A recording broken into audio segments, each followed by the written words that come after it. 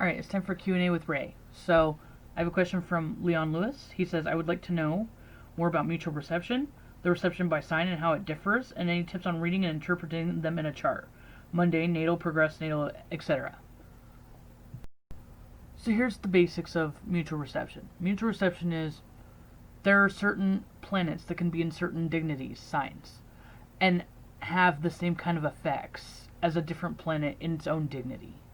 For example, the main one that I'll use is between 2012 to early 2015, we had Saturn in the sign of Scorpio, and since 2008 to present, we've had Pluto in Capricorn.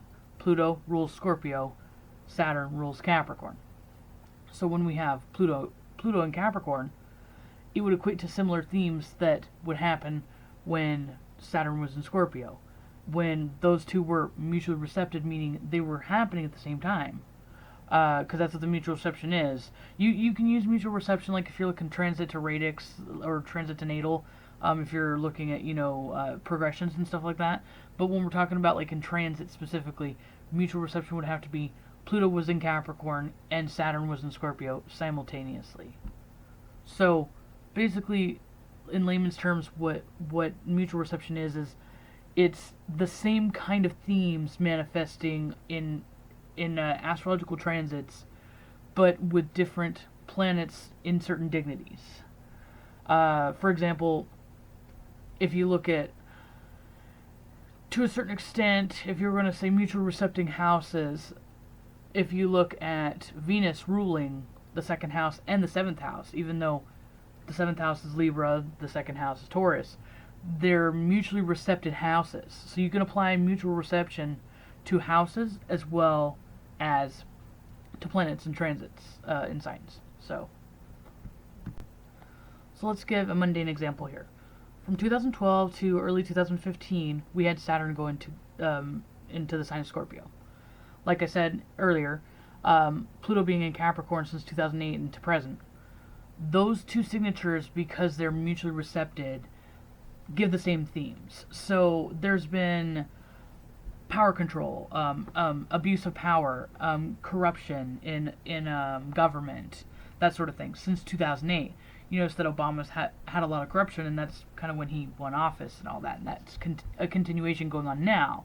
It's not just Obama specifically, it's the deep state, but a lot of what Obama's cabinet and everybody who was put in place by Obama has actually been guilty of a lot of the fraud or like the favoritism with like the Department of Justice and all that stuff with everything going on.